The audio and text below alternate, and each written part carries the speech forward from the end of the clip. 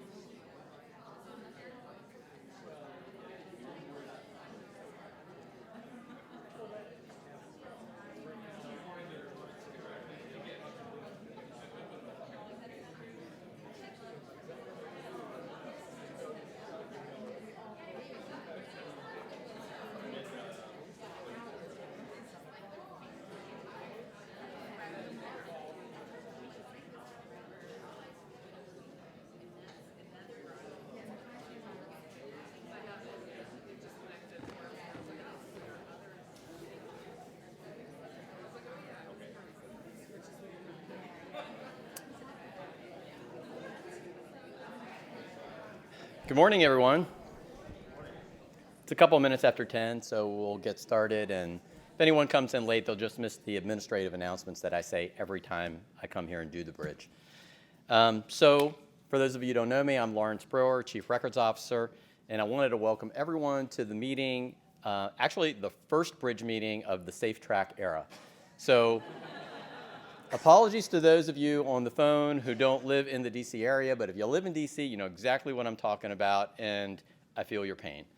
I was talking to Lisa this morning, who was complaining about waits on the Orange Line. So for those of you who don't know, Safe Track are all the repairs that they're doing on Metro, which is probably going to go on for years. They say right now the schedule is like, what was it, like 18 months or so? But we all know how that goes. So I think it is more like an era than it is going to be 18 months.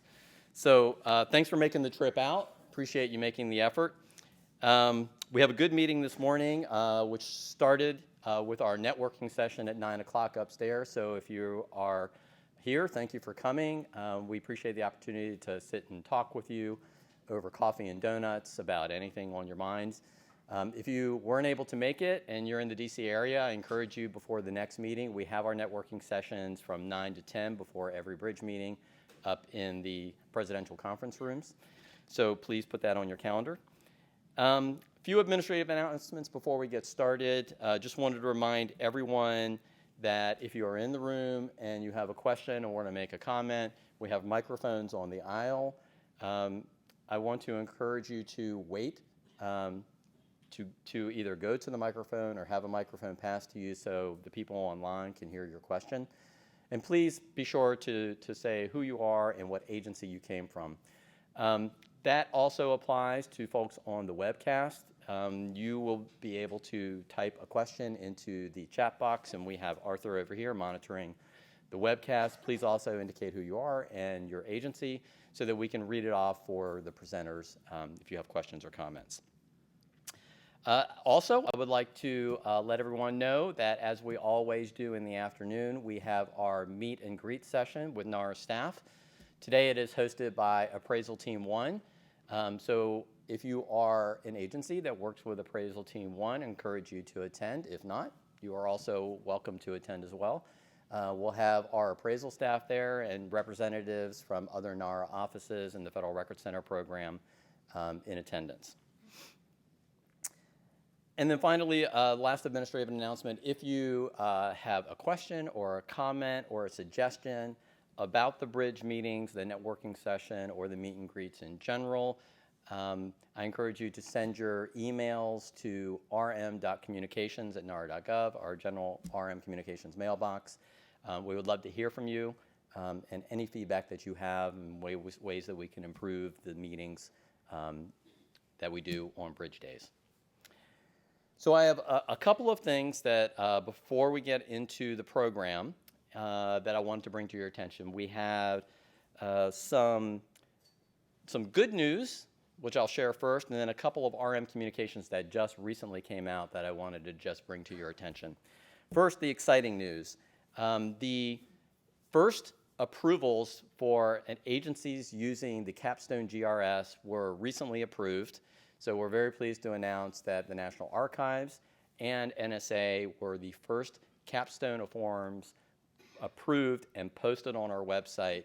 So for those of you who don't know what I'm talking about, these are the verification forms, the NA1005, that were submitted by these two agencies to request disposition authority for email managed under a Capstone approach using GRS 6.1.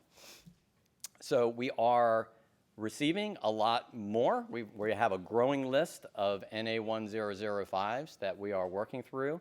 And I really wanted to encourage you a couple of things. One, to keep track of what we are putting up on our website. We have an email management page where you can see how every agency in the government is proposing to provide disposition for their email. And we have a site which we call GitHub, where we have the actual NA1005s posted, which are searchable. So you can now go up to GitHub and you can find the NARA and the NSA approved forms and the other forms that will follow once they get approved. So the last thing I wanted to bring to your attention is that we are now almost 6 months from the December 31st deadline for email. And now's the time. If you are planning on submitting an NA1005, I encourage you to get those submitted, do the work you need to do to complete the verification forms and get it to us so that we can make sure that we have them completed by the end of the calendar year so you have those approvals in place. The RM communications I wanted to bring to your attention, we have one posted on Friday, and then we had another one posted yesterday. The first one has to do with our notice that we are canceling the expedited scheduling pilot. As some of you may remember, in the March 2015 BRIDG, we did a session on the expedited pilot and what we were proposing to do as part of that pilot in terms of streamlining the processing of clearly temporary records. We have been working through the pilot, and we have determined, based on the data and discussions with our stakeholders, that we did not feel that we were getting the sufficient return on investment for what we have put into place for going forward with expediting scheduling of clearly temporary records. So we have canceled it, and we decided we're going to look at other ways that we might be able to expedite and improve scheduling. So we are continuing to emphasize fast-tracking certain schedules, and most importantly, we want to be able to work with all of you in prioritizing schedules that you feel really need to be put up as a priority for scheduling. So we encourage those communications and that dialogue to make sure that we are doing what you need and what you need to get done first. The second communication had to do with our FAQ on changes to previously approved schedules. So a lot of you probably understand and are aware that that is a longer way of saying pen and inks to schedules, and we've traditionally called them pen and ink changes to schedules. And what they are is after the schedule's been approved, there are certain changes you can make to a schedule that don't require submitting a new schedule. So what we have sent out in our notice yesterday is prior to FY 2000, we will not be making pen and ink changes to schedules. The reason for this is the FY 99 schedules and older have been accessioned into the National Archives, and we felt it's inappropriate to make changes to accessioned records. So going forward, if you have an FY 2000 or later, then you're still okay, and if you need to make a pen and ink change per that FAQ, that is acceptable. If you have a schedule older than FY 2000, then we need to submit a new schedule. And really, what we are suggesting, and probably the better business reason for why we sent the notice out yesterday, is that if you have a schedule that's 16 years old or older, it's probably not a bad idea to do a review and reschedule those records anyway. So just to let you know, and just a reminder to review those communications. Those are our two most recent communications out of the archives, and I guarantee you there will be more coming very shortly. So I will now turn it over to the program. We have 3 presentations scheduled for you today. First up, we have a presentation from the Office of Government Information Services within NARA, and we have our team sitting in front. It's going to give you an overview of what OGIS does. And then we have a presentation from the Federal Records Center program. We have Gordon Everett here, who's going to give you an update on upcoming 2017 items. And then we will wrap up the program with Lisa Haralampus, our Director of Policy and Outreach, who's going to do a detailed overview of our recently issued email management success criteria. So we issued it a while ago, but because of the way the BRIDG meetings fall, we haven't really had a chance to do the detailed walkthrough of it. I know we have given you all an overview of what the email management success criteria is, but today we'll have a chance to really drill down into it and hopefully have some discussion and some comments and clarify anything that you have questions about. So with that, I will bring it up. I will turn it over to OGIS and advance the slide and turn the program over to them.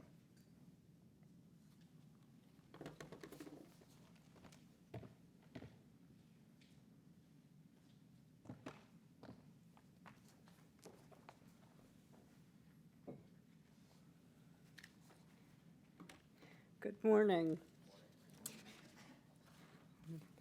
So I'm Kirsten Mitchell, and I'm the Compliance Team Lead at the Office of Government Information Services.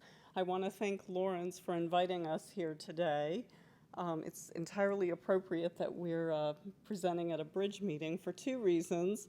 One is records management is a strong foundation for a good Freedom of Information Act program. And the other is that OGIS sees itself as a bridge between FOIA requesters and federal agencies. So thanks for inviting us. I'm going to go over a little bit about what we do. I'm going to talk mostly about our compliance program, but I'll give you a brief overview of our office in general. So we're a small but mighty office. There are 10 of us, although we are currently without a director. We have a deputy director, Nikki Gramian, who's here. Please stand, Nikki. And as you can see, we have 2 teams, a mediation team and compliance team. We offer mediation services to FOIA requesters and federal agencies. We also have compliance, and Amy Bennett, please stand, Amy, is on our compliance team, which I lead. We also have an attorney advisor and an administrative officer. So our statutory role, Congress amended FOIA in 2007 to create our office. And as I said, we review agency policies, procedures, and compliance. That's the compliance role. Here's the actual statutory language. In addition to mediation services, we also do the compliance, and we recommend policy changes to Congress and the President to improve the administration of FOIA. So this has been in the statute since 2007. We opened in 2009, and when our founding director walked into the office, there were requests for mediation waiting. So there really wasn't a question as to what was going to be done first. It was mediation. The compliance was a little slow to get started, but in 2014, FY15, we really got up and running, separated our mediation and compliance teams, and got to work. So one of the things we do is agency assessments. And that's where we go into agencies and basically assess their compliance with the FOIA program. So I'm just going to walk you through what we do. We have basically an internal review process. Then we have an external review process where we are visiting the agency, and then we issue a final report. We do initiation and planning. We meet with the agency, conduct a quick survey to get an idea of how their FOIA activities are going. Then we collect information. We collect lots of information. The agency FOIA regulations, data from the Department of Justice, that they're required to report to the Department of Justice on their FOIA information. We looked at standard operating procedures, position descriptions, all sorts of things, any management controls they have. And we spend about a week analyzing all that, looking at the regulations, the agency FOIA website. We also look at litigation trends to see if there's any trends that we can spot.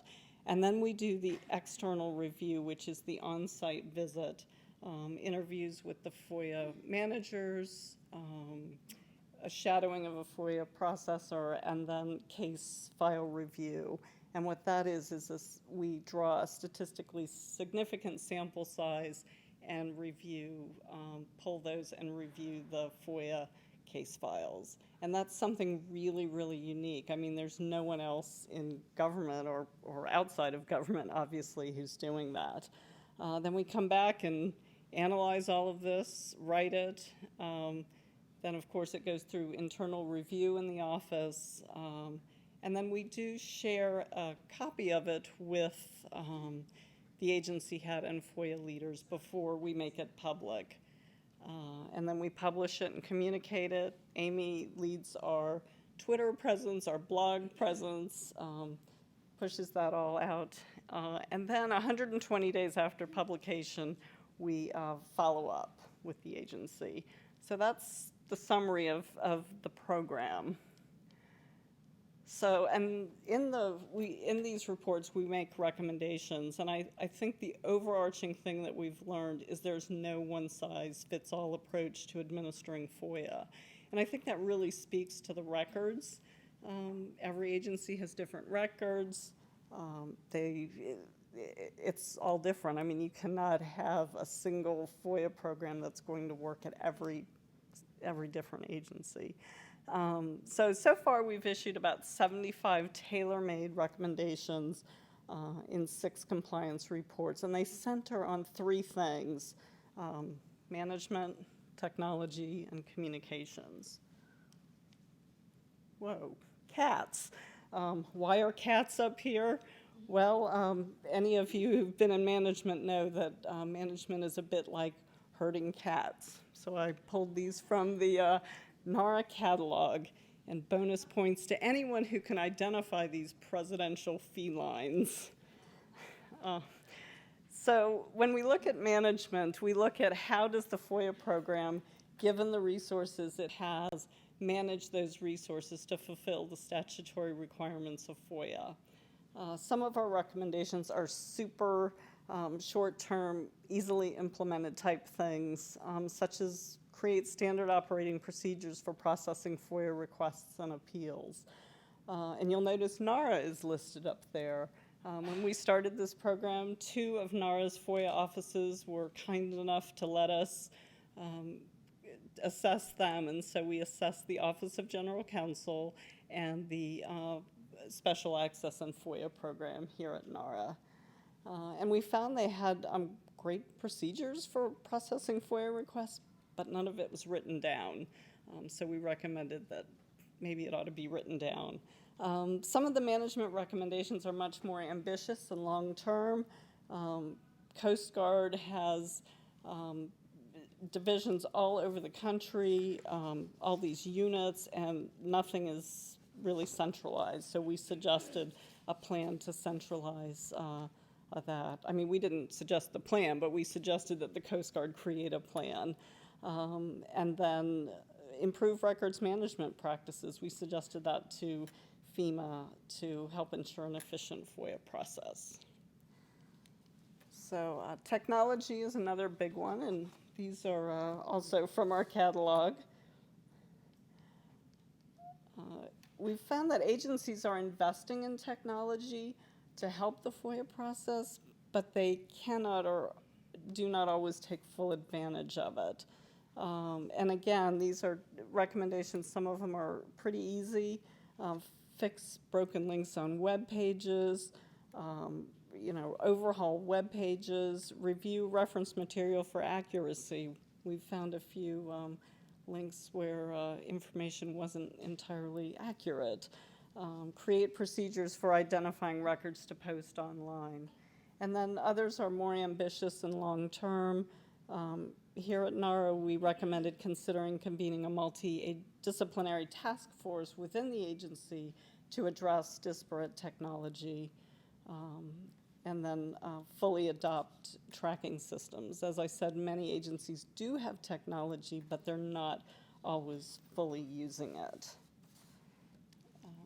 And the next one is communications. This is one where relatively low-cost changes are equal particularly or potentially big savings. As I mentioned, we look at FOIA litigation at the agencies that we assess, and one of the trends we're spotting so far is that a lack of response or lack of communication with the requester is a factor in a majority of the FOIA lawsuits that we've looked at thus far. And these are sorts of things that can easily be done, don't cost a whole lot of money. Things like providing requesters with estimated dates of completion. That sounds like a wonderful communication tool, but it's also the law. Just communicating regularly with FOIA requesters, explaining the whole lingo of FOIA. I mean, it makes a lot of sense to those of us who are in FOIA, but to the requester, not so much.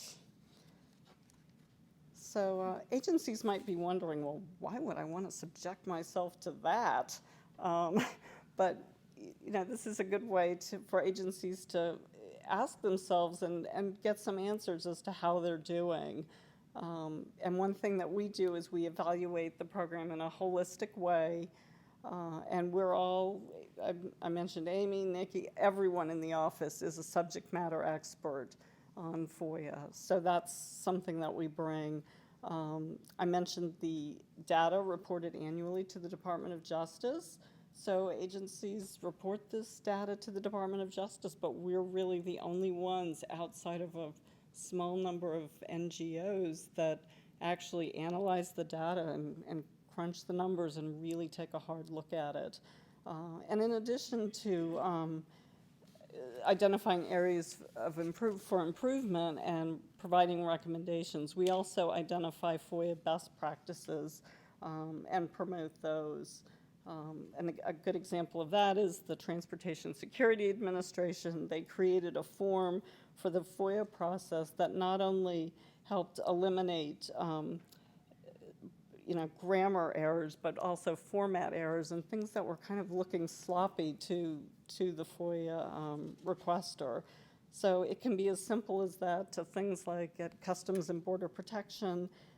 They undertook a huge effort to improve their management practices, both in the triage, increased staffing, and shifting resources to address problems.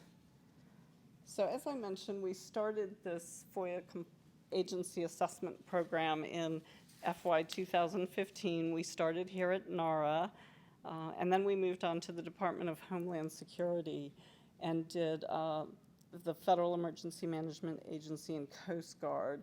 And we also launched Transportation Security Administration and Customs and Border Protection. So the current fiscal year, we've published Transportation Security Administration, Customs and Border Protection, and the Secret Service report is currently with the agency, and we expect to publish that in the coming weeks. And then we're in the process of doing immigration and customs enforcement. So for FY17, we're looking at doing headquarters of DHS, and then you can look for the following three agencies.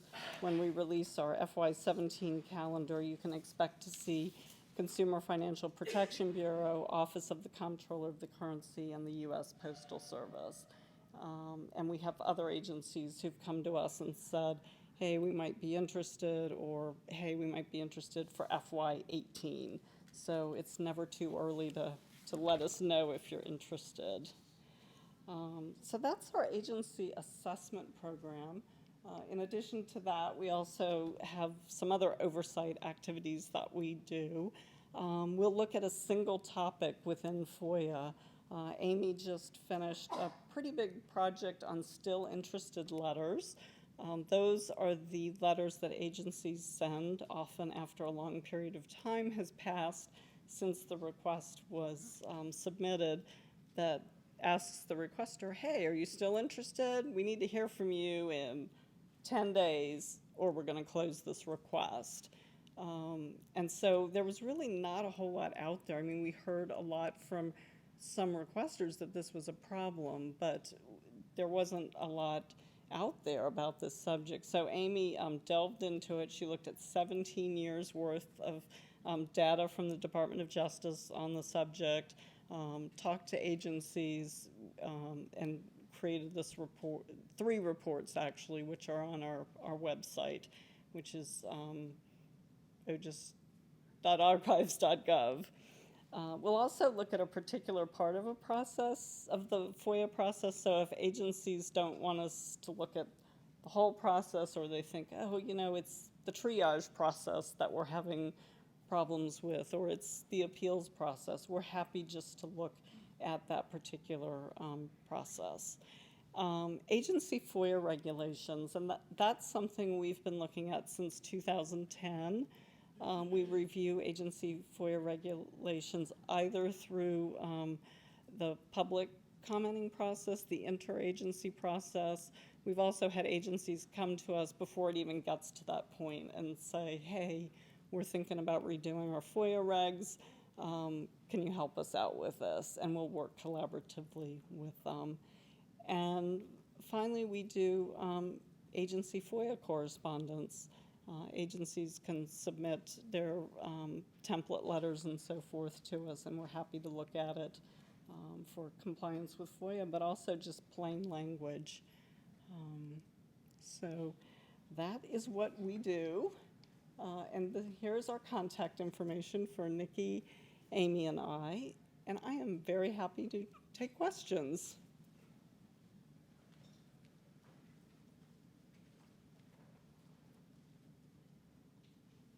Any questions?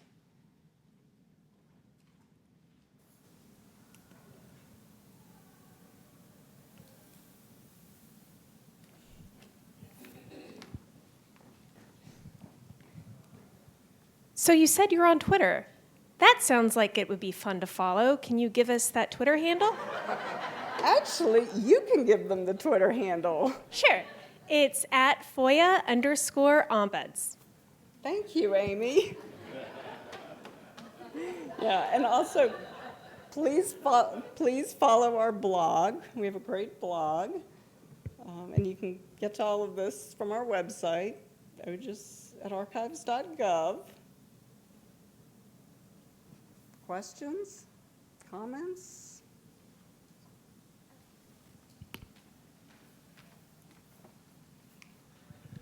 Thanks. I'm a fellow archives employee. When you do case file review, in addition to things like timeliness and other things that I imagine you look at, do you look at and try to figure out how responsive they really were in their record search, like how comprehensive the record search was? We look at it to the extent that we look for things like search slips, and we've seen some good ones at some agencies where they have a good process for the person who's doing the search to fill out a slip and return it back. Some agencies, we don't see that, and we have recommended that they institute something of that sort. Okay, Yeah. thank you.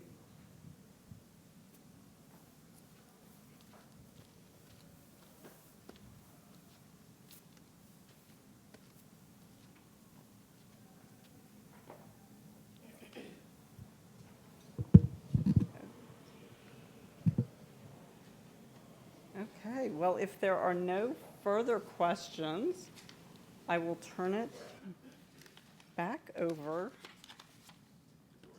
Gordon, yes. Thank you.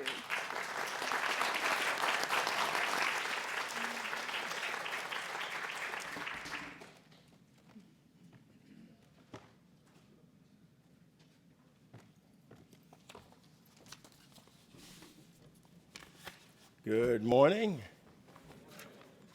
I have just a couple of announcements, I should say three, from the Federal Record Center program for 2017. Obviously, as we're coming up on the end of our fiscal year, do we have somebody? Hey, Pam, can you close that door for us? Oh, somebody got it. As we come up on the end of the fiscal year, we're starting the process of looking at the 2017 interagency agreement. So I wanted you to know that process has begun in the Federal Record Center program, and it starts with our financial person working with the different center directors in forecasting their workloads and things for 2017.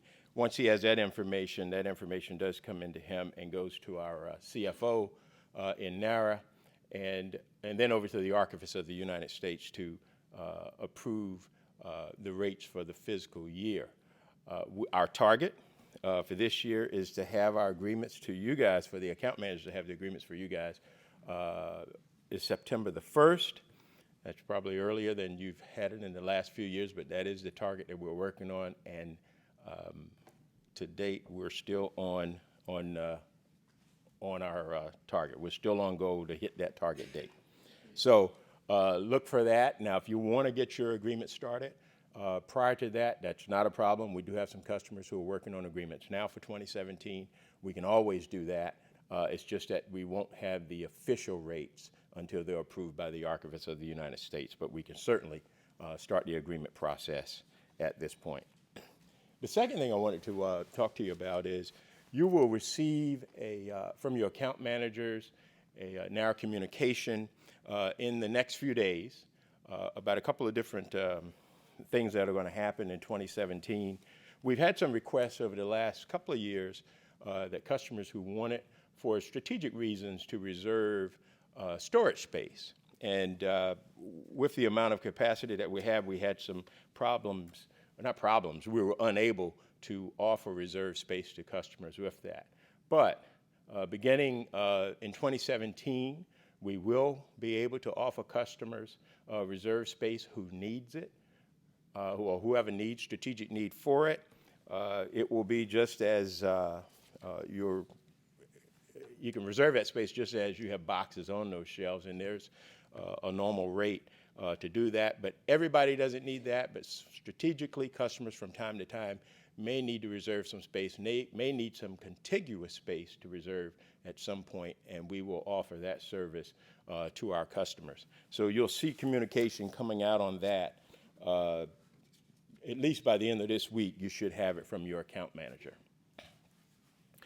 The last thing I wanted to bring up and mention, we've talked we've talked a lot over the last year about OGIS and our OGIS surcharge that kicks in 2017.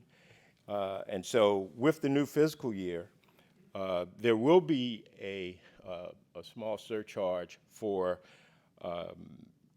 transfers and reference that are handled, that are paper-borne. So if you're in ARCIS 2.0 and you can do that work through ARCIS 2.0, there is no fee to do that. But when you have to do that via paper, there'll be a slight surcharge to handle those fees. So we want to encourage all of our customers as best as possible to make sure you're working in ARCIS, you're set up on ARCIS. If not, let's get to your account manager, and we can get you guys set up on ARCIS fairly quickly. There are some things that we'll need to do that, but through ARCIS, you can do your reference requests, you can submit records transfers. There's increased levels of security that you can apply to your records. So we just want to make customers aware of it. It is coming out in our announcement, so there will be that small surcharge. And this is all really a part of, having to initiate online requests and transfers. That's a part of the Management Government Directive that was issued in 2012. And, this requires to the fullest extent possible that agencies eliminate paper and electronic record keeping, and we're trying to help our agencies do that. So we're going to encourage you to, if you're not there, and if you can, let's work through ARCIS, and you'll find it to be a very efficient tool in handling your records. Any questions on any of those items? Or any other items for the Federal Record Center program? Sure. I'm Stephanie Washington from Small Business Administration, and I have a question regarding the ARCIS system. Okay. For the records transfer, when we start to do it online, put the request in online, I know for the paper version, usually the approval takes between, I think, 5 to 10 days to get approved. Will that time frame still be the same even though we're doing it online? Yeah, that time frame will remain the same. You may get a quicker response, but we're going to still maintain our, I think it's 10 days we have to respond. Most of them are a lot shorter than that. But I'm sure online it should come a little bit faster, but we want to keep the same time frame. Okay. All right, anything online? Any questions? Okay.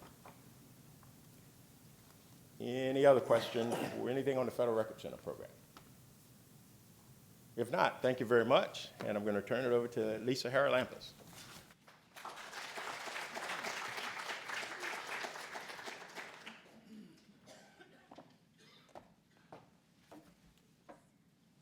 Thank you very much. Okay, welcome everyone. I am here today, Lisa Haralampis, the Director of Policy and Outreach from our Office of the Chief Records Officer for the U.S. Government Staff. That was my title, which is a lot easier just to say Lisa Haralampis. And I've actually got two topics to talk to you today about. The first is presidential, or I should say the administration transition, and the second is our email management success criteria. So the first topic is the presidential change of administration. And why are we talking about that now? Well, it's that time again. It's every 4 years, records management becomes very eventful in the federal government.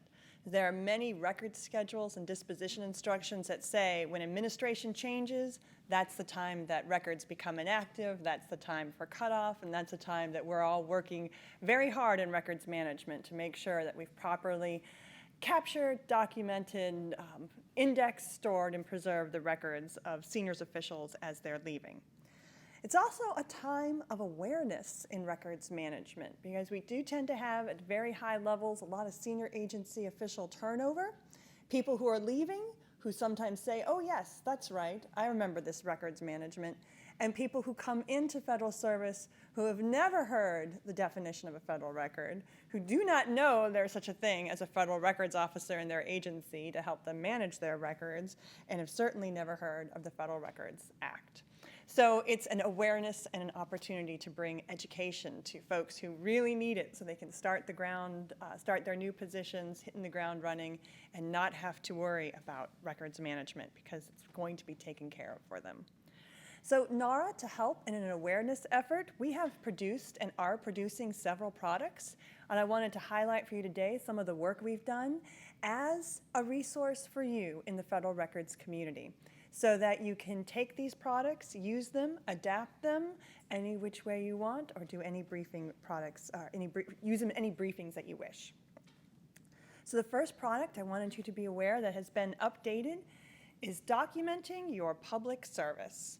This title is hopefully something you remember and have seen. We've used this title for this publication for over 20 years. The you in that, the your in that title refers to federal employees. So this is written for any federal employee when they come in. What do you need to know? Welcome to federal service. How do you document your public service? We hadn't updated it for about 8 years. Again, it's that time in records management when we look at our products and make sure we've got information up to date. And there was a lot to add, and there was a lot to discuss. So we've put in references to the Federal Records Act and the GREAT. If you're getting information on a personal account, you have 20 days to forward it. That's probably something most federal employees should be aware of. It's something that's in a lot of records training, so we've added that. It just generally provides information on record keeping. It's on our website, so it's easy to find, easy to cut and paste. And it's a pretty long publication. It goes actually about 5 or 6 pages. So it was meant to be more of an in-depth welcome to records management, everything a federal employee needs to know. We also created a one-page handout recently, and it is records management guidance for political employees. This document, I'm sorry to say, is not on our website this morning, but hopefully by this afternoon will be. It is going to live on the same page as the Documenting Your Public Service information. So if you go to that link, you will see this little one-page handout as well. Again, the Documenting Your Public Service is a longer, in-depth thing, but if you just want to tell somebody, when you come in, you need to make sure you've started to set up your records properly. You need to know what a record is. While you're working, you need to be aware of filing and documentation. And when you leave, you need to be aware you can't take records with you. So it's just a nice sort of one-page handout that we've used. It's more designed the audience is intended to be political appointees. And we have 2 other products that we're working on that we hope will help raise awareness and help improve, make records management smoother during the transition. The first one, I mentioned the second one, is a video briefing. So you've got your records management publication for people who can really stand and want to know information. A one-pager for political employees is just a handout to start with overview and awareness. And for people who don't want to read but want to listen, we're creating a video briefing.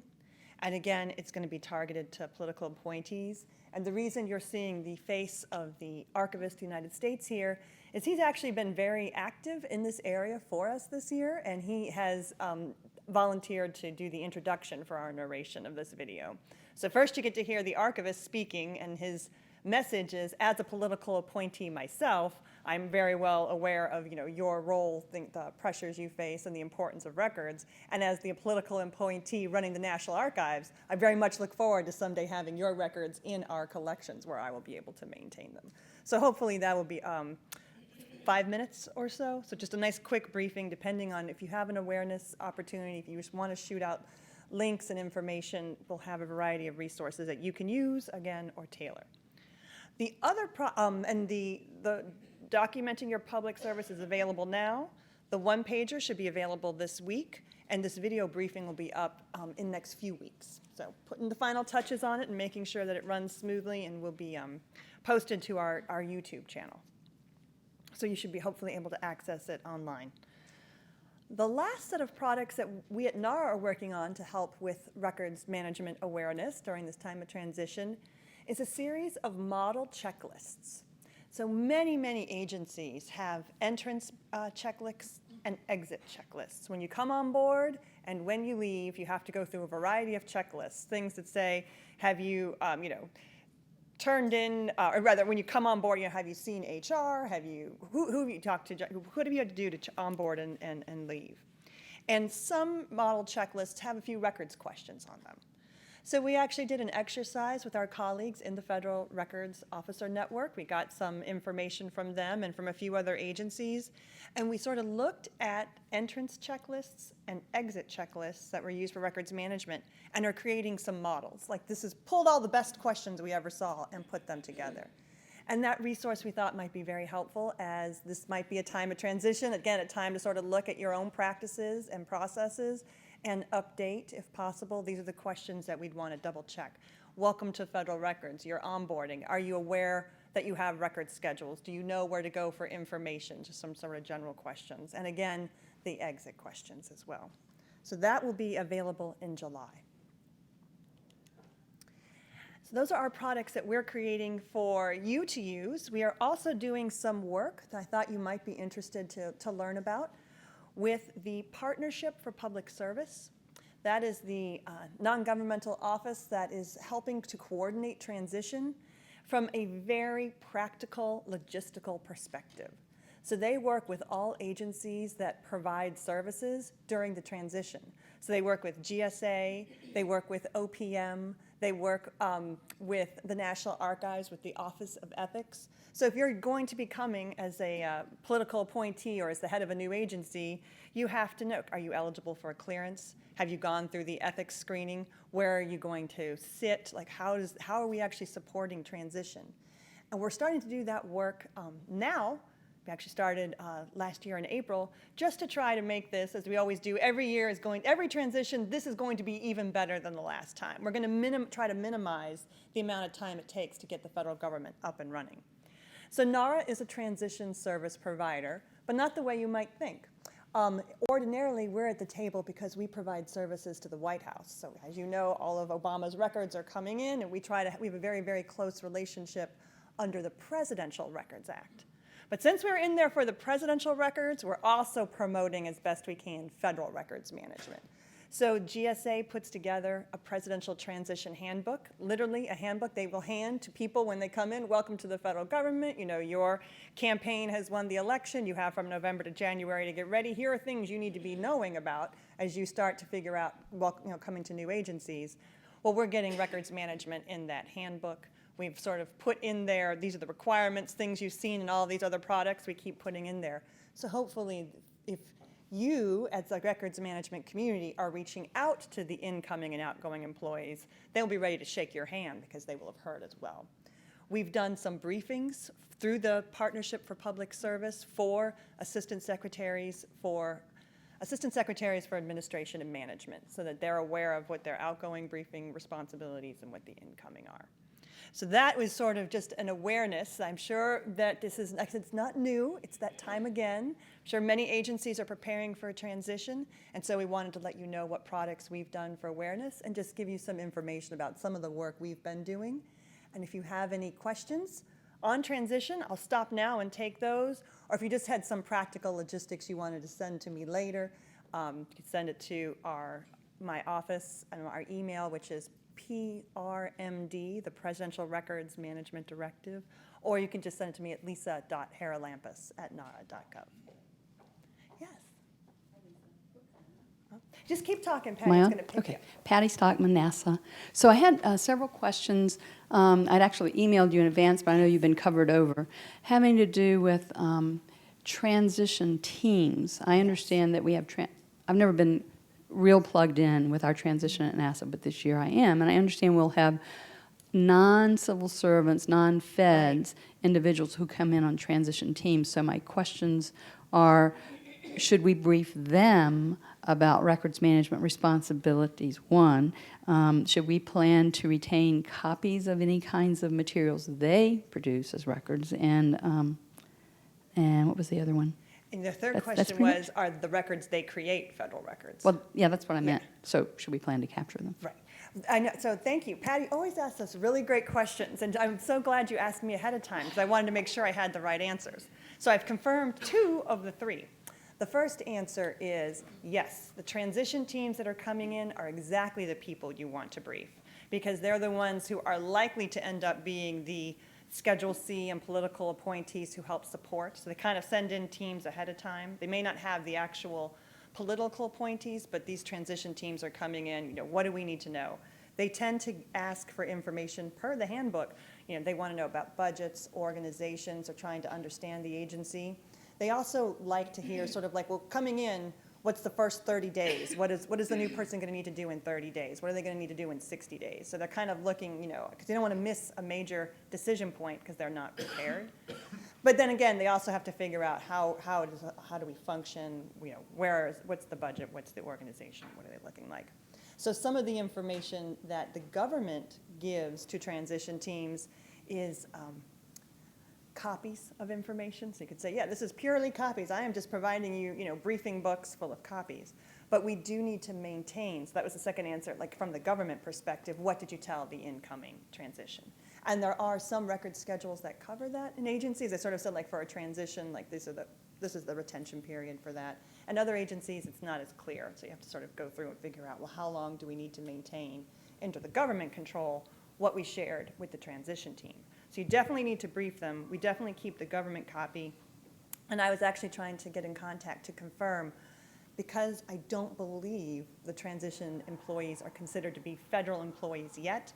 The copies they make, I'm not sure if they qualified as federal records, whether they would be applicable to the FOIA Act. So that's the kind of the question. Like, whether they're a record is one question, what the other threshold was another. And that's actually one of the questions we've been asked by the partnership too. They're like, people sometimes say, well, I'll read this briefing book, but I don't want to take it into the office because that'll make it a federal record. So that's the kind of thing we can help explain training-wise. That's not what the threshold of a federal record is, you know, whether it's in the building or not in the building. The threshold of what's a federal record is it being made or created, you know, in conduct of business. But I do feel there's a nuance there because they're not technically in the federal. But then they tend to work in the transition teams. They tend to be in the agency space.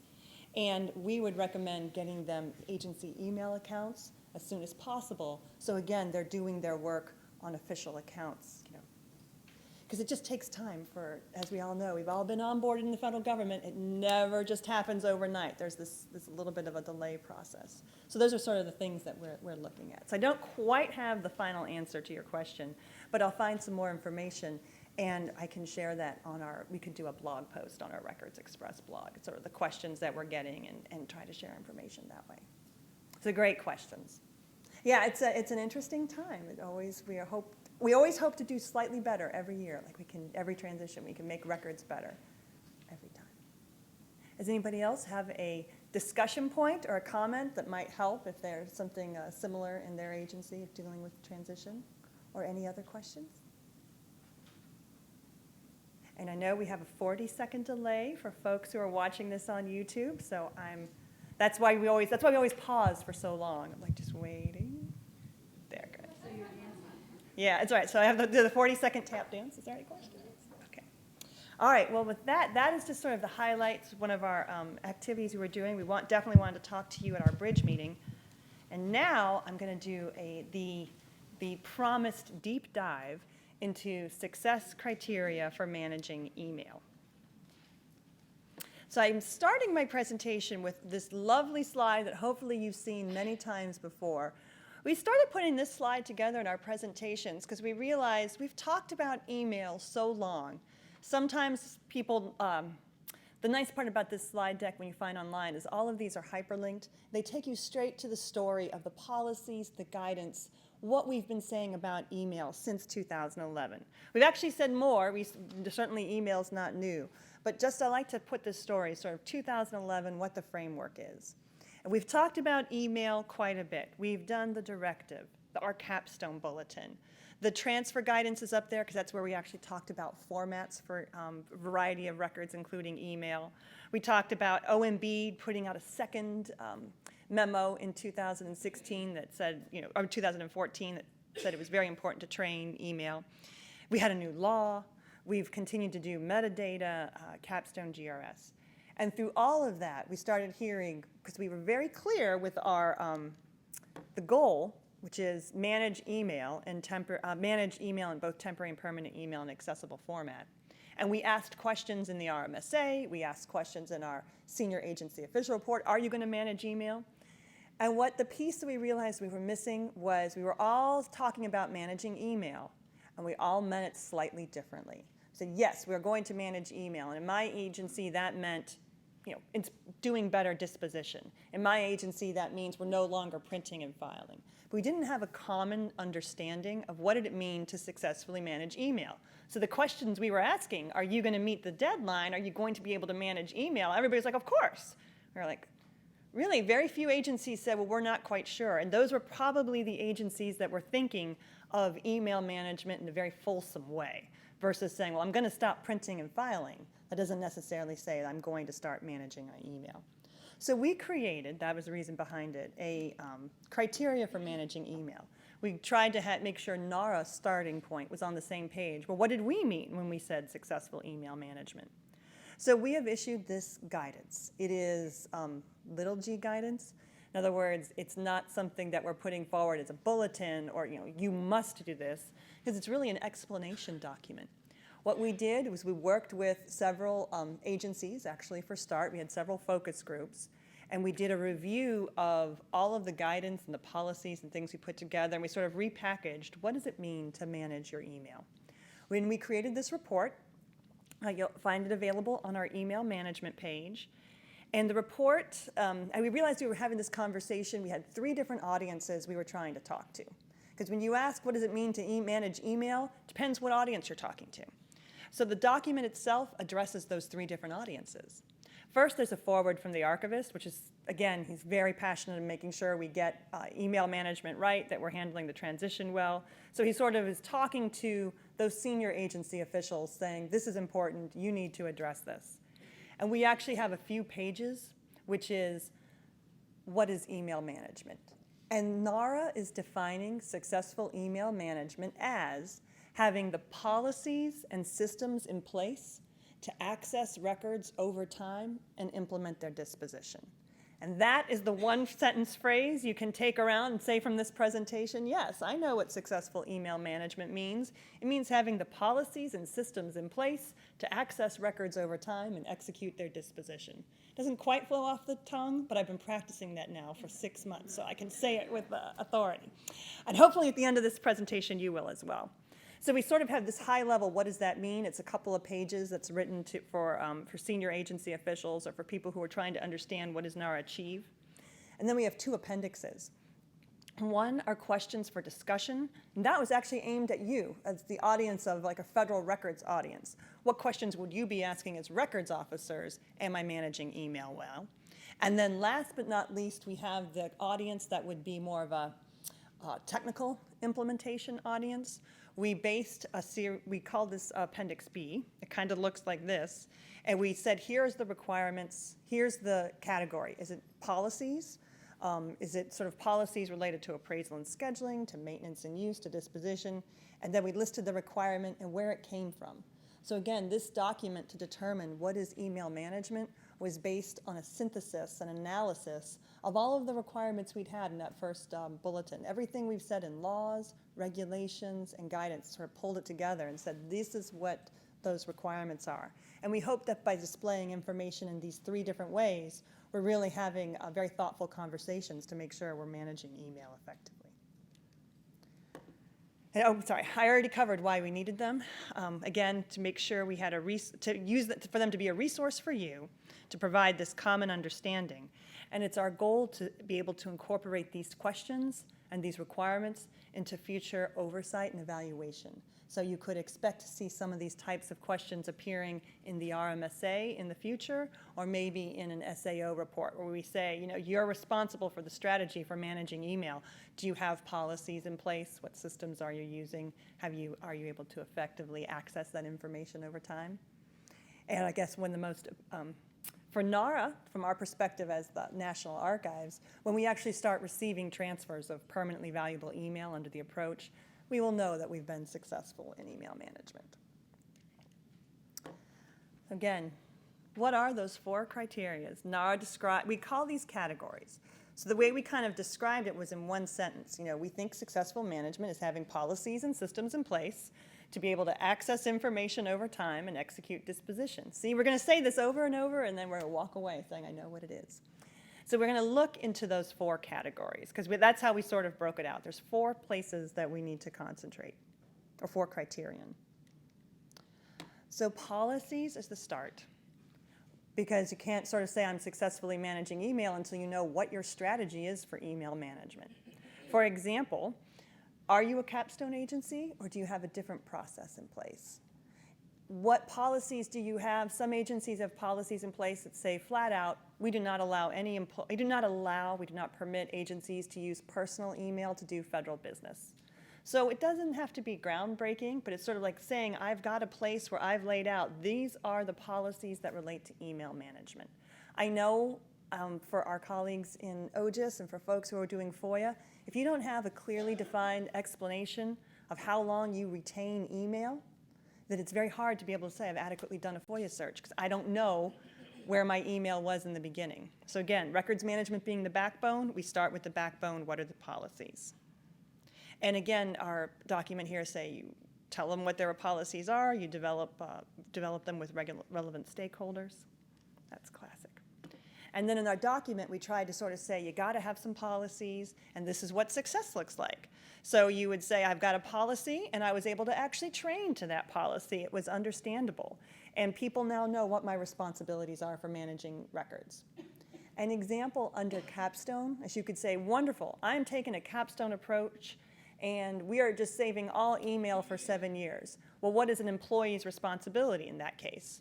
Well, the answer would be nothing, right? I no longer have to click and file, but they still should probably be aware that all of their email is going to be kept for a certain time frame, and therefore would be available to them to research, to use.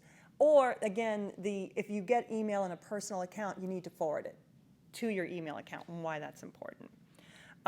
We talk about, you see in this guidance, it's one of the first places we've started bringing in marking requirements and handling requirements for classified email. Because when we looked at all of our requirements that were out for email, we kind of looked at what has the National Archives done, what are the policies that are out there, and we tried to make this a place that we put it all together.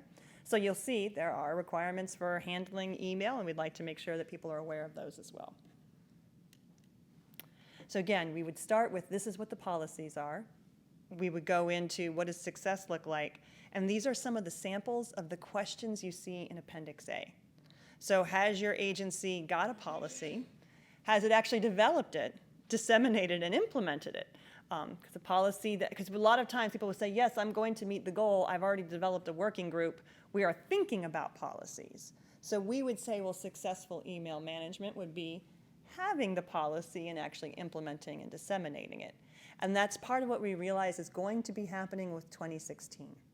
We suspect that there would be a lot of people who are working on parts of this criteria who will say, yes, I've developed it, or I've developed it to cover, I've issued something on the requirement to do 20 days. We took care of that last year. We implemented it. But I'm actually doing a wholesale review of all of my email policies to make sure they're up to date. So there'll be different pieces that people will be working on. Does your agency have policies and procedures in place that explain how you would access email? Again, it's one of those tough questions which a person leaves. This is, again, the transition is important for email management. When people leave and their emails become inactive, what policies do you have in place to say, well, I will have stored the email of the senior officials who've left. I will be able to access them. And here's what it takes to access that information. Not just anybody can have access to it. Here's our policies that govern. The next item is systems themselves. I know systems is probably unusual. Maybe if you are in a smaller organization, you'd say, we only have one email system. This is not a hard one to know. But in larger organizations and in many organizations, it's not a one and done. There's usually more than one email system that had been used or has been used over time. Sometimes public affairs offices may have a separate email system because the nature of their business, they're just more susceptible to having virus and spam, and so they'll just segregate them off and say this is an email system for one. Or you'll have classified email systems, unclassified email systems. Again, the, legacy email systems, we're always migrating, we're always trying to improve. So first there's the idea that you as an agency, as a records officer, I know where my email are, I know what systems are.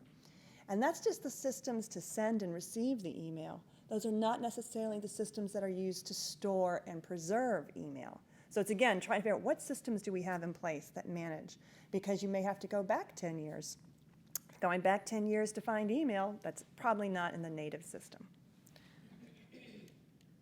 What does it look like if you have success? Well, again, they're able to execute the policies. I've got systems in place. They're not being built, they're not being considered, they're not in acquisitions, they're actually in place, and they can execute those policies. Some of the questions, again, you can see it's a little bit of a repeat here, but that would just sort of be the basic. Do you have a handle? Are you aware of all of the systems that are used to store and manage email messages? And who has the responsibility for those systems? Should be probably in the CIO office, but again, who in the CIO office would you say is the authority that knows I'm managing the requirements, I've got the implementation strategies, the migration strategies, and I'm making sure that I can manage those emails? How is disposition being carried out is one of the questions in the system. In other words, is your email system itself able to delete, or do you have to have other systems in place to make sure deletion's happening? Access. So the first two are actually, I think, a little straightforward, and hopefully people are like, yeah, policies and systems, that would be the start to having successful email management. And I think that when a lot of agencies said, of course, we're going to be able to manage our email by 2016, they were thinking, I'm going to stop printing and filing, and I'm going to manage in the systems that I currently have. But we wanted to make it clear there's a part to records management called access.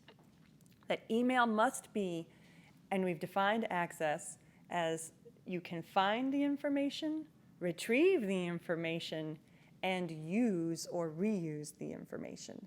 So for example, find, retrieve, and use. If you've got an email store, but you have no way to access it, and when you do access it, you've got images, not email that can be sent or received, have you really been able to access it? If your email is encrypted, so I can find the email, but I can't actually unlock it and read it, certainly won't help NARA when it comes time to preserve those records for the historical record, but it won't help you either. So there's some real questions you have to ask about, can I access, find, use, and reuse my email throughout its life cycle? And if it's 7 years, hopefully that's one period. If it's 15 years, that's another period. And when it gets to 20 to 30 years, it's a really difficult question of knowing, can you access email over time? So access over time. Again, what does success look like when you're doing good access? You've got email content, context, and structure. So those classic records management principles haven't disappeared. This is where you see them from successful email management.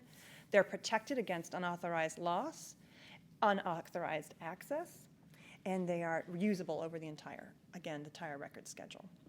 You'll see there's a lot of repetition here because things don't fall neatly into 4 categories. You have policies for disposition, policies for access, policies for systems. The systems have to support all things, but it's just 4 buckets to think about successful email management. On the questions we asked, you can see it kind of makes sense here. These are the questions you'll see in Appendix A related to email management. Can you perform a search for multiple email accounts in multiple systems to find what you're looking for? Because we know people have more than one account, and they have more than one system. How are they being found? And then last but not least, it wouldn't be good records management if we didn't talk about deletion and transfer. So we put a whole bucket in place to say that is NARA's goal with electronic records management. When we set up the directive, we said we wanted email to be managed electronically. We wanted to come up with new approaches to get individuals out of it. So we'll have collections of email we can store and maintain over time. Collections of email we think will be historically valuable. So to get to disposition, what is your approval? What's the schedule? What's the authority to delete email? Is it going to be agency specific? Is it going to use Capstone? Are you using another approach? It would be remiss if I didn't say Capstone is an approach, but it may not be the only approach. And we're certainly open to hearing how agencies probably have a variety of approaches they use to manage email. What does success look like? You do indeed have identified retention periods, and you have those systems and policies in place to actually do it. We should talk, and again, these are some of the questions that were on Appendix A, but I'll also point out Appendix A talks here about litigation holds. So do you have the policies in place that allow you to say, nope, I'm going to stop doing deletion if there's a litigation? Do you have other questions on disposition would be, What formats are you maintaining? And you'll see that in systems and formats as well. It goes back to that format guidance. There's certain formats that we think will be able to sustain longer term. Other ones we don't think will be as useful. And I am talking about Lotus Notes in that situation. So those are the questions that you'll find. And that was, believe it or not, the deep dive. So the document, what I'm hoping I've given you here is that NARA believes successful email management is having the policies and systems in place to do access over time and execute disposition. You can all recite that now, correct? And when you look at that document, you'll see the types of questions and the specific requirements that get in there.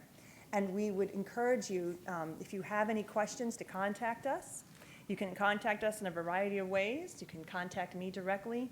You can contact my team. That is our team email. And you can contact us on our Records Express blog. We do have the blog that's up there. I know that if you have questions that you put there, we would be able to have a dialogue in that public space as well. So I'm sure with that successful criteria for email management, some people may have some comments or some thoughts about what they wanted to see, what they have seen. If they're maybe surprised about what the success criteria was. I know sometimes when we told people we were issuing success criteria, there were some different viewpoints of what it could be. I sort of pause and ask if there's any comments or questions or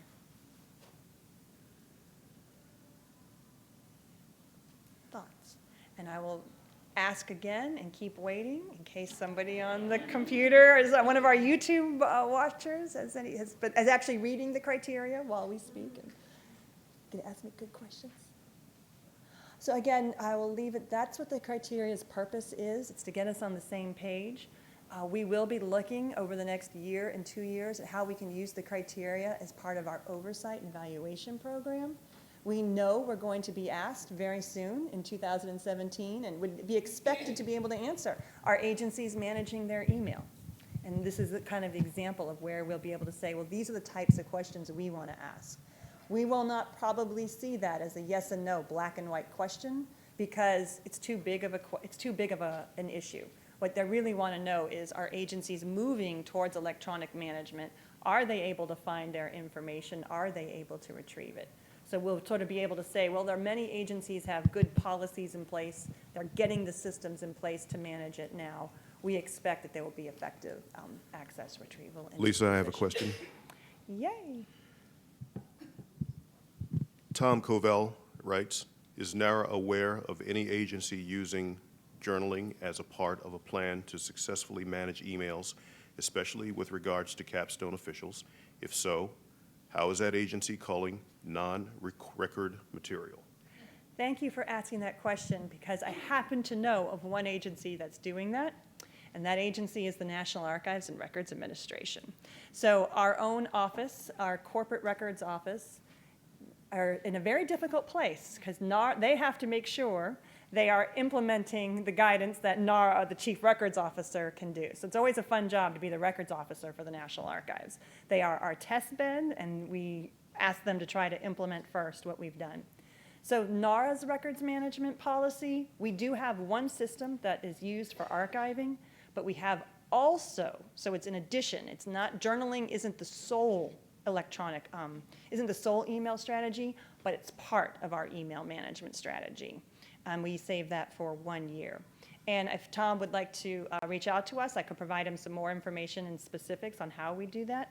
I know other agencies are doing it, but I don't have the specifics in my head. I would have to go back, and it's part of our email management strategy. Like I'm looking at... You're looking at me, that's all right. Yeah. So that's the answer, so he's That nodding. is the answer, sure. yep. And I have one more from Tom. Okay. Okay. Also, is NARA aware of other technology solutions to minimize, eliminate the need for the user to go through each email and identify whether it is a record or a non-record?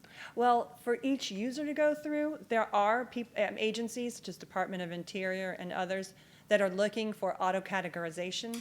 So instead of having the users go through, they're trying to teach the machines how to go through and identify that information. That's the one entity that I can think of off the top of my head. With Capstone, we're trying to get users away from having to make that decision, but there still is an entire process, a thought process of records officers, the appraisal team, the agency, stakeholders trying to say, these are the accounts that we think would likely be making permanent records. So from my perspective, there still is a community making a decision on where that information might reside versus making the individual make the decision. I should say, the other question that was asked that I did not answer, Tom, you asked about culling, and I appreciate that. You asked a question about if you're doing journaling or you're doing an email management approach. As we've said, NARA didn't say you had to save everything. If you read our Capstone approach, we certainly said agencies should consider what I don't want to save, what you want to cull. We left that open-ended. At the National Archives, we have some automated rules for culling. So when we went to implement, we said, yeah, we're not saving email blasts. We're not saving spam. We're not saving, as I like to say it, the Federal Computer Week advertisements that go through. But we did those culling rules as automated rules, so they're not individuals having to make some of those decisions. We also, at the National Archives, are allowing individuals to, instead of click and file, which would be opting into the record system, we are allowing individuals to opt out. So they can click and unfile. And that was so that they had identified personal records, we could say, yes, you can take your personal materials out of the system. That is a choice that NARA made when it decided how it was going to implement the guidance that NARA made. So again, 2 offices, and our office, we put that guidance out. That's how the National Archives at that time made the decisions on how they were going to implement email management. And I think other agencies are doing things similar, and some agencies have said there's no opt-out from their perspective, from a risk perspective. It's just easier to maintain all email that's captured with only automated deletion, automated culling rules, as it's easier to defend this was the system versus this is an individual making a decision. And defend is probably the correct word to use there. So Tom, I hope that helps, and if you'd like to have further conversation about it, please let us know. Be happy to talk offline. Tom says, thank you, Lisa. Oh, you're welcome. So Lisa, I have follow-up to your answer to Tom. So the opting out capability, Yes. is that are you saying you've implemented that with your senior officials, your Correct. Capstone officials?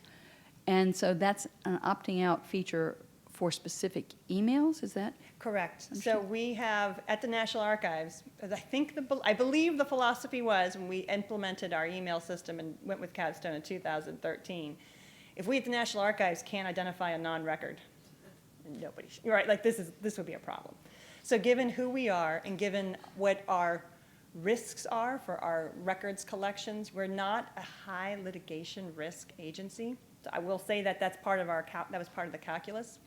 We decided that for all email will be captured, but if anyone in the National Archives, including Capstone officials, want to label their email as non-record or as personal, they can set up, because we use Gmail, a label, and then they can apply that label to the records.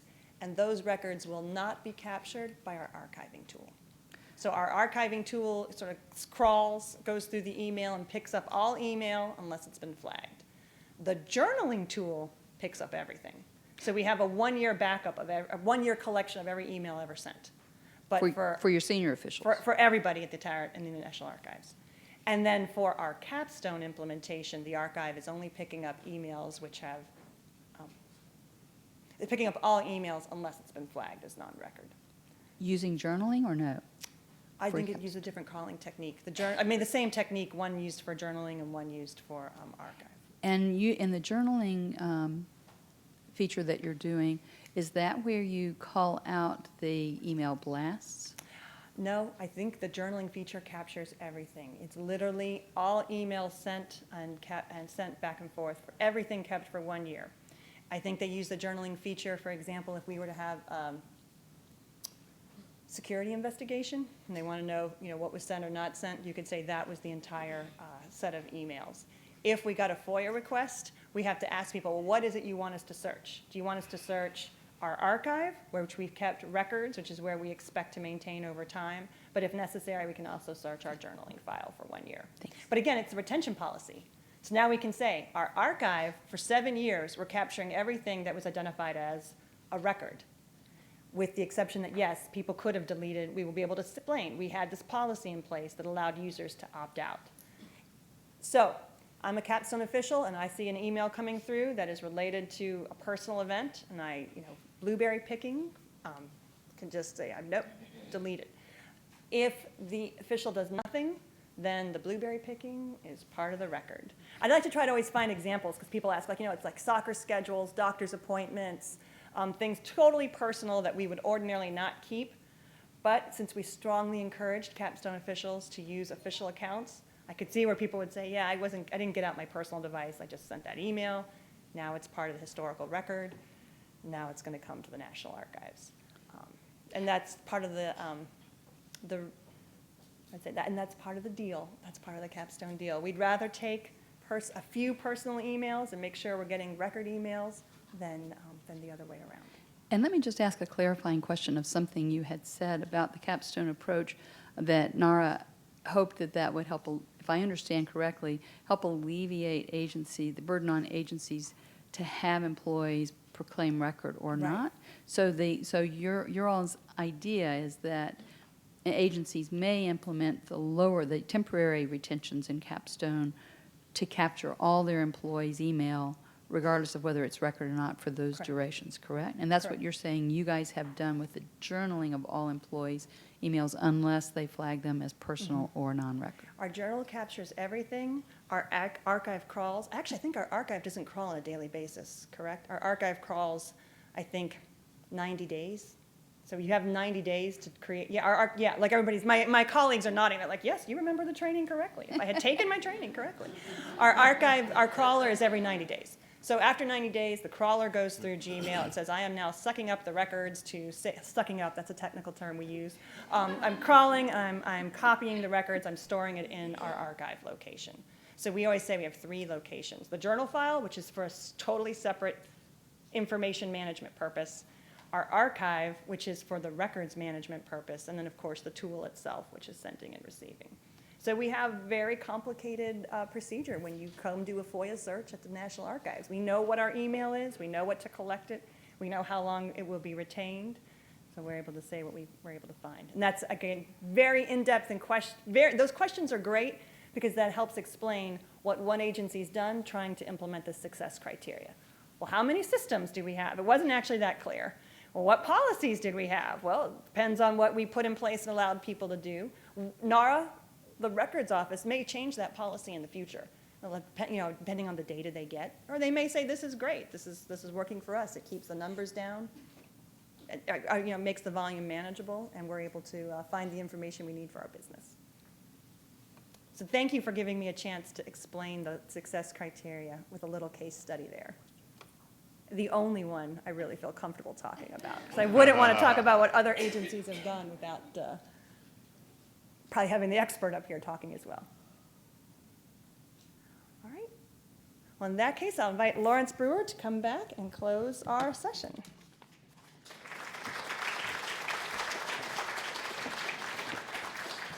Thanks, Lisa. That was great. We have a question. We have one question for Gordon. You mentioned surcharges when you were speaking a while ago. Greg Schildmeyer asks, can you tell us the amount of the surcharge and what will it be for? While these amounts have not been approved by the archivist, I probably I'll give you an idea of what we're looking at, just from a budgeting standpoint. That the reference surcharge may be $375 a transaction, and a transfer surcharge somewhere around $750. However, just keep in mind that we'll have these approved by the archivist. These are recommended surcharges, and these have not been approved yet, but you'll see that come out in the packages this year. Okay? All right.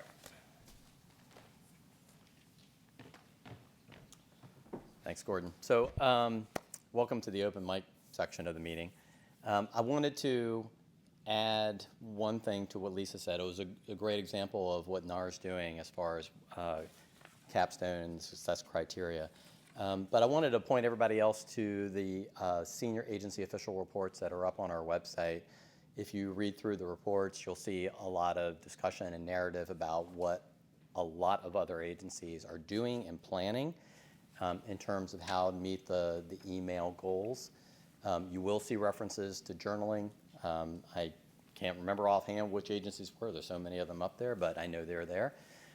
And there's a lot of other detail and content related to how agencies are meeting not only the 2016 goal, but the 2019 goal and the presidential administration and what activities they're doing to make that happen in reality in their agencies. So a lot of good information in there, and you just need to go to our website, find the SAO page, and then you can find the link for all the reports. I wanted to, since we have some time before we closed, and I know it's the first meeting of the summer and everyone's already thinking about their plans for what they're going to do on vacation, but I'm really interested in maybe getting some feedback from all of you, if not today, maybe via email, on what you would like to hear us talk about at future BRIDG meetings. So we have a very rigorous process back at the archives in how we develop these agendas, and it goes something like this. Lisa, what do you want to talk about next month? Maggie, what do you want to talk about next month? So we'd like to get away from that, and we know that there are always going to be things that we need to talk about and share with you, like the success criteria, like what we're doing to support the administration transition. But I really would like to hear from you if there are things that you want to hear presented here at BRIDG. I've always hoped that we will be able to do maybe some joint presentations with agencies about some of the activities that we do together, whether they are some of the oversight activities, inspections, focus groups, policies, how we develop white papers, and share some of that with the rest of the agencies. And you know, if you have ideas of particular topics that you would like to hear, I would love to. I actually have a pen here. I can write them down if you have anything that you want to share today. If not, again, RM Communications would be the place. Send us an email. What would you like to hear? Our next meeting's in August. I'm guessing August is probably not going to be the most well-attended meeting of the year. But then after that, we have our first meeting in October, and I know that's when everybody is like back to work and ready to talk about what we're going to do in FY17. So I'll just turn it over right now. Before, you know, we can always have a longer lunch, but if any of you have any thoughts about, you know, what you would like to hear from us at the August or the October meeting, I'll turn it over to you on the phone and in the room. Lawrence, this question actually comes via email, and it would probably be more catered to Lisa, I think. Roxanne Batiste asks, will NARA assume the responsibility of ensuring non-records are not released for capstone officials should they receive a request? So, do you want to read that again? I can read it again. I can read it again. Will NARA assume the responsibility of ensuring non-records are not released for capstone officials should they receive a request? So our records, Yes. NARA's records. Right. Will So- we assume the responsibility? Right. I mean, I would assume that our regular process in terms of, you know, how we would review records that have been identified for accessioning into the archives, we would review them for, you know, restrictions and access, and they would be made available through the way we make our electronic records available. So similar to other processes for electronic records. And if I can, I'm coming back here just for the votes on the screen. So yes, NARA is assuming responsibility for that. As I said before, it's one of the risks or one of the challenges with the capstone approach. We have given ourselves an out as well. When you read the policy, it says agencies may call and NARA may call. So it is our intention over time as we take ownership of collections and we process them as archivists do. We know what's in our materials. We want to make them available. We too will probably call out personal information because that would not normally be part of our collection policies. How we do that is not yet to be determined because we're anticipating the volume of records that are going to come in electronically mean we have to have electronic processes. So we too have to develop the tools for archival processing that allow us to identify non-record personal copies and remove them from our collection. But if we haven't done that, it's still our responsibility to determine what can be released to the public and what can't. We have a wonderful organization that we could bring in for a bridge topic sometime to explain what NARA does with permanent records and how we understand and implement restrictions that we're told go on record. So. Right, and those processes are the same. So whether we're talking about email or the electronic records, we do that access review. But it's an interesting question because, you know, as we're talking about with Capstone, it's a totally different approach where you're looking at scheduling based on the role or the account of the official versus the content. So, you know, we do rely on, you know, the individuals to identify to the greatest extent that they can. We encourage culling of the non-record, of the personal materials, but again, it's not required because that's what we're trying to do ultimately is make records management more efficient, to take the user out of doing what needs to be done, which was the way it was done with content-based where we were printing and filing and not doing it very effectively.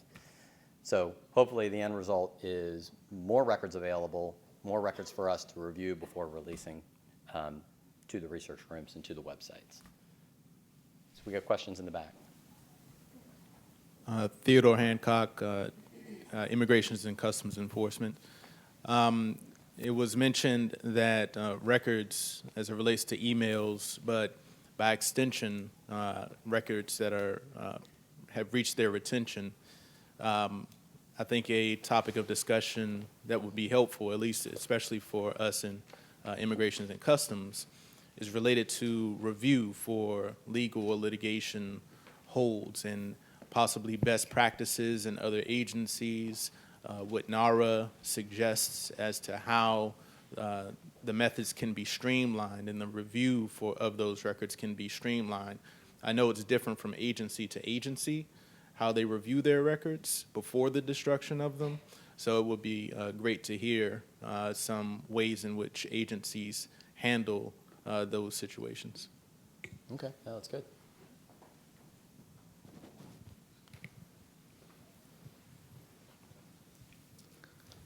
Lawrence? Yeah. Hello. Troy. Troy Manigault, Energy. My question is pertaining to some of the issues we still see in the news with the IG report, what Lisa mentioned with regards to the category concerning access. Would NARA consider some kind of regulatory discussion about access for records officers and records professionals to avoid issues, particularly around scheduling and some of these other activities where individuals and programs intentionally delay, stall, conceal, and it prevents us from executing what we need to do from a records perspective. And in different arenas, you have credentials that specify your role, your classification as far as access to information, top secret, secret, and it gets you in the door. And it lets people know right up front, this is your role, this is why you're there, you must provide them assistance to execute the mission. It keeps us from having to beg, borrow, and plead to do our job. Something to consider. Yeah, no, it's a good topic. Maybe having some discussion about success stories where agencies, you know, have been able to get that access to do what we all know needs to be done. So if you're one of those agencies, you're in the room and you're on the phone, let me know, and we'll see if we can arrange something along those lines.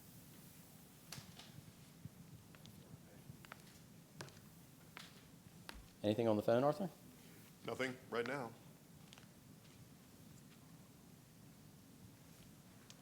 Okay. So again, I would just encourage you, if you have any other thoughts, to send them to RM Communications.